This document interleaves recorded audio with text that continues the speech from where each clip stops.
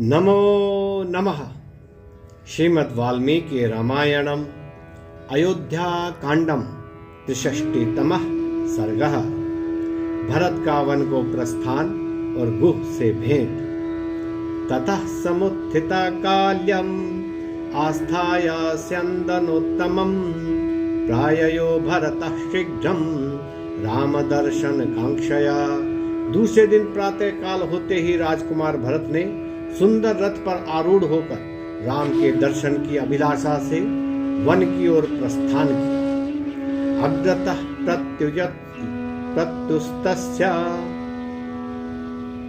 अग्रतः प्रययुस्तस्य सर्वे मंत्री पुरोधसः अधिरुह्य हरेर्युक्तान् रथान् सूर्य रथोपमाम्।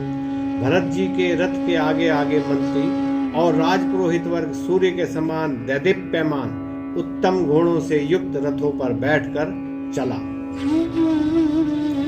कैकेयी च सुमंत्रा च कौसल्या च यशस्विनी रामानयनः संहृष्टा ययुर्यायेन भास्वतः।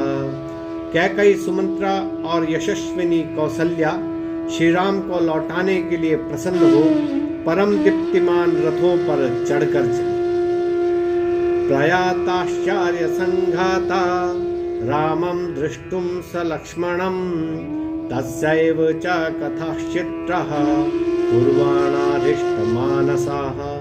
श्रेष्ठ पुरुषों के झुंड राम और लक्ष्मण के दर्शन करने के लिए निकल पड़े। मार्ग में वे लोग श्री राम की चित्र विचित्र कथाओं का वर्णन कहते सुनते और प्रसन्न होते हुए चले जाते थे।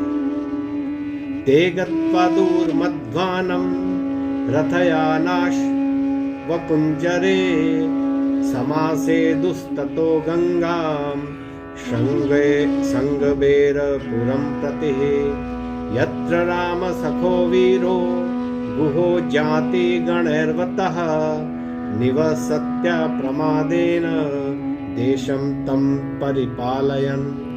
रथ घोड़े हाथी और अन्य सवारियों के द्वारा बहुत दूर चलने के पश्चात वे लोग श्रृंगबेरपुर के पास गंगा के तट पर पहुंचे, जहां पर उन अपने बंधु बांधवों से युक्त राम का परम मित्र वीर निषाद राज सावधानी के साथ उस देश का पालन करता हुआ निवास करता था। निरीक्षानुगतां सेनां तां च गंगां शिवोदकां भरतः सचिवान् सर्वान् अब्रवीद्वाक्यकोविदः। अपने पीछे चलने वाली सेना को तथा निर्मल जल वाली गंगा को निहार कर बोलने में चतुर भरत जी मंत्रियों से बोले। निवेशयत मे सैन्यम अभिप्रायेण सर्वतः विश्रांतः प्रतरिष्यामः श्वा इदानीं नदीम।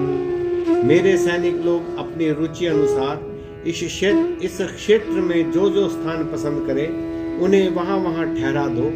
आज यहीं विश्राम कल हम इस नदी को पार करें।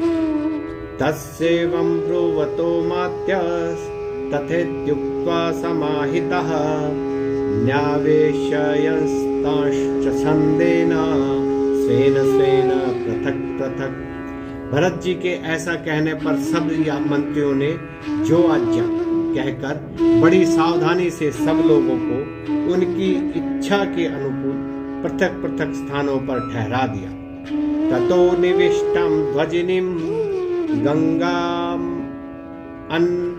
अन्वाशितां नदीं निषादराज दृष्टवैव जातिं सत्वारितो ब्रवीत्।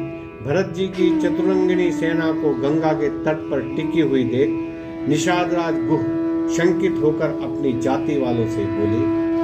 महते यमितः सेना सागराभा प्रदर्श्यते भरतः केकयी पुत्रो किम हन्तु रामं गच्छति। यह बड़ी सेना समुद्र के समान विशाल दिखाई दे रही है, तो क्या इतनी बड़ी सेना को लेकर कैकेयी का पुत्र भरत श्री राम का वध करने के उद्देश्य से जा रहा है।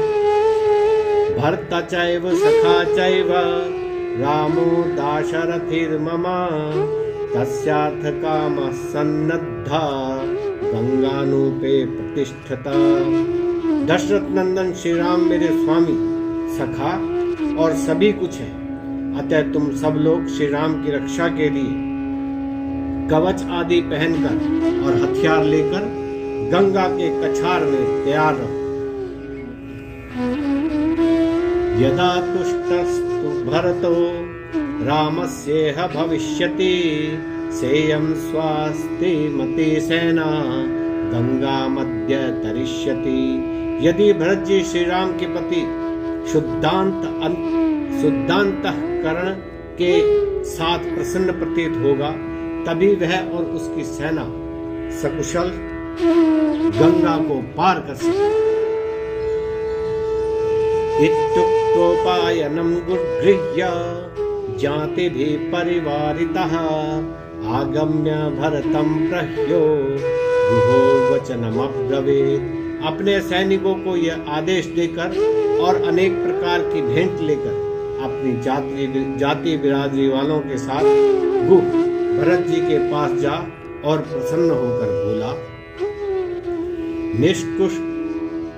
निष्कुटश्चैव देशोऽयं वंचिताश्चापि ते वयं निवेदयामस्ते सर्वे स्वके दास तुले वस।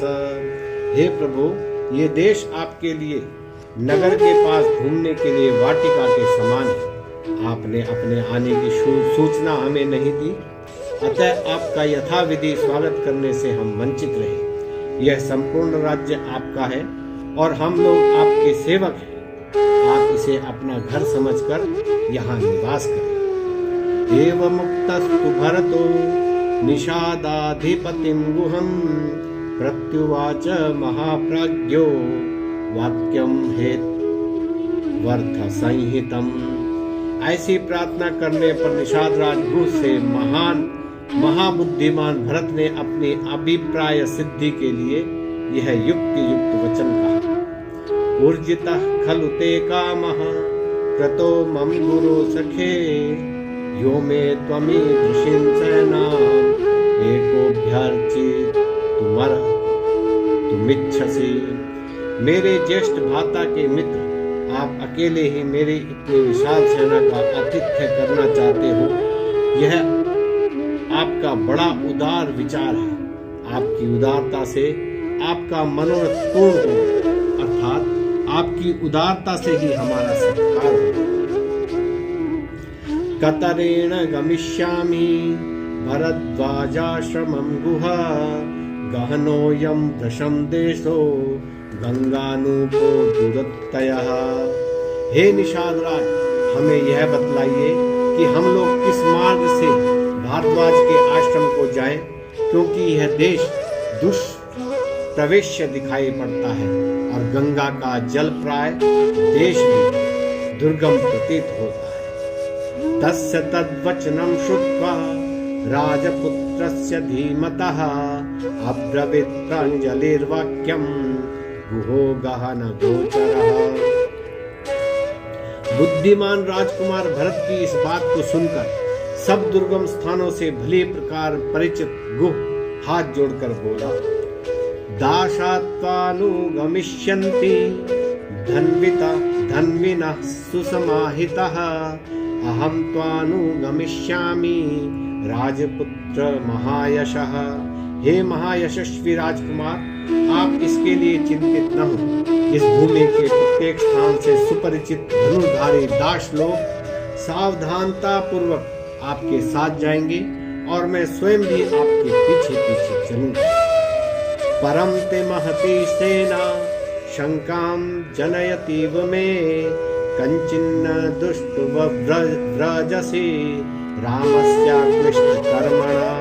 परंतु आपकी इस विशाल सेना को देखकर मेरे मन में यह संदेह उत्पन्न हो गया है कि कहीं आप उदार चरित्र राम के पास किसी दुष्ट अभिप्राय से तो नहीं जा रहे हैं। तमेवम विभाषन्तम् आकाश इव निर्मलः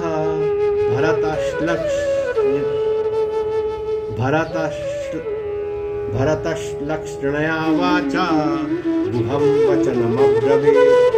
इस प्रकार की आशंका करने पर आकाश की भांति निर्मल स्वभाव भरत निषाद राज से ये मधुर वचन बोले। मा भूत्सकालो यत् कष्टं न मां शंकितुमर्हसि राघवः साहि मे भ्राता ज्येष्ठा पितृ समो मतः। हे निषाद राज, तुम जैसी आशंका करते हो वह कष्टमय पापपूर्ण समय न आवे। आप मेरे प्रति ऐसी घृणित आशंका न करें। मैं तो अपने ज्येष्ठ भ्राता श्री राम को अपने पिता के तुल्य मानता। तम निवर्तायितुं यामि काकुत्स्थं वनवासिनं बुद्धिरन्यानते कार्या गुह सत्यम ब्रवीमि ते।